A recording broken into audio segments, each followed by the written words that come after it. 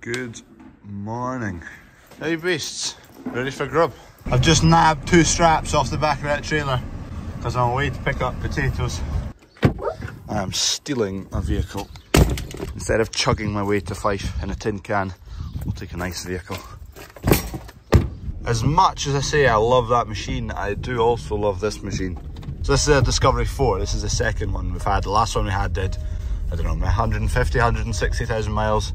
And then it was starting to give us bother, so we swapped it for this. We got this on 15,000 miles maybe 6-7 months ago. What's it on now actually? 33.5. This is Dad's and he likes it.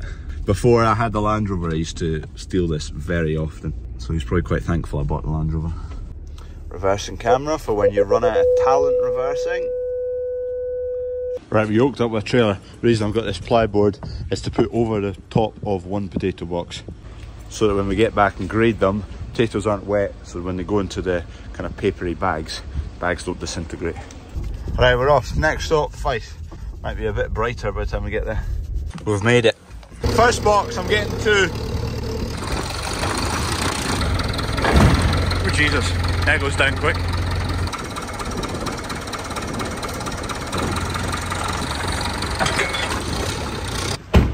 Right, we're loaded up. That's why I brought the sheet, to keep these ones hopefully dry in the rain. Hey boy! Oh yeah, good. We're home, boxes are off, Kev got them off. Right, we've got the dresser going. Kev's tipped the box into there, so we'll run them all through. They're all going to be wee bags like this.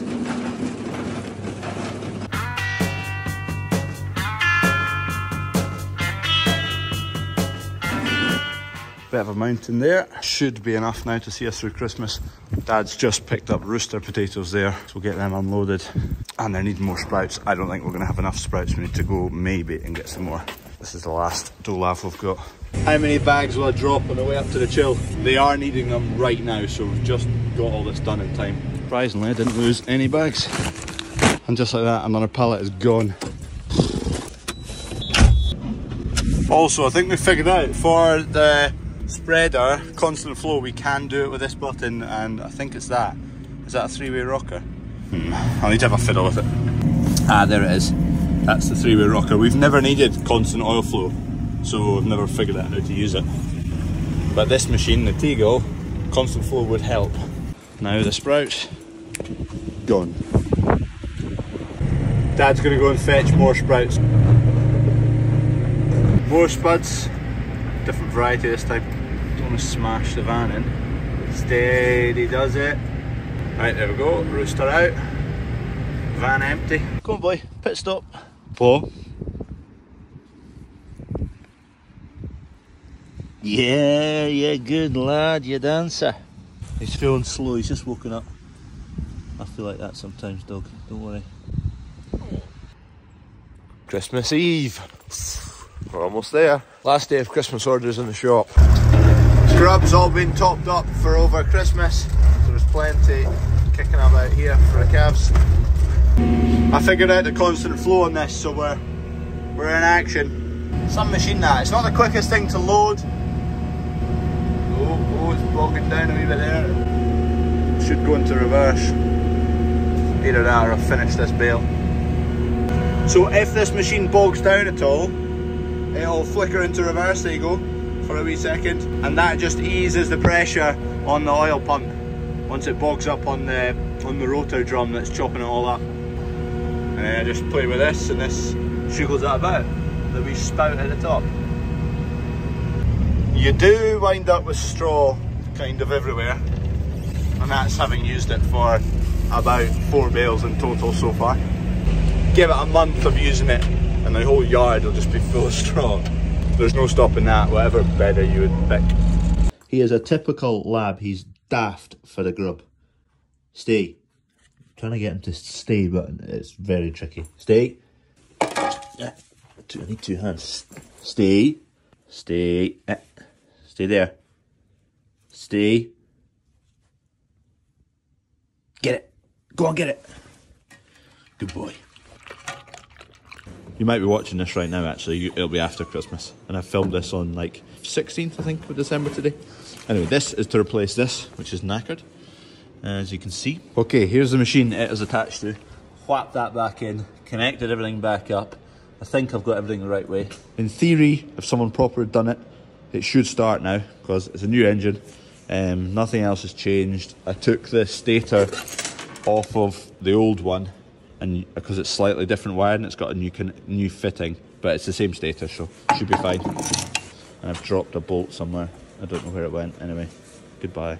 So here goes. The chain's not connected up, so it won't go anywhere, or it shouldn't do.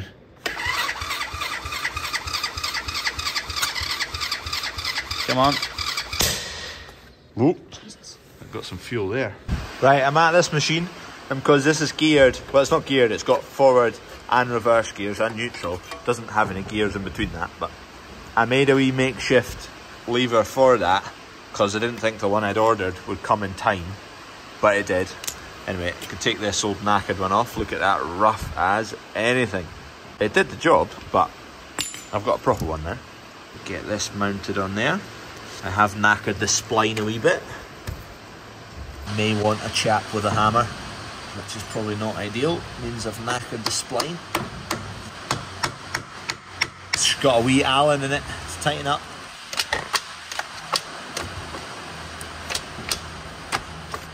Alright, let's give it a whirl. See if the thing starts.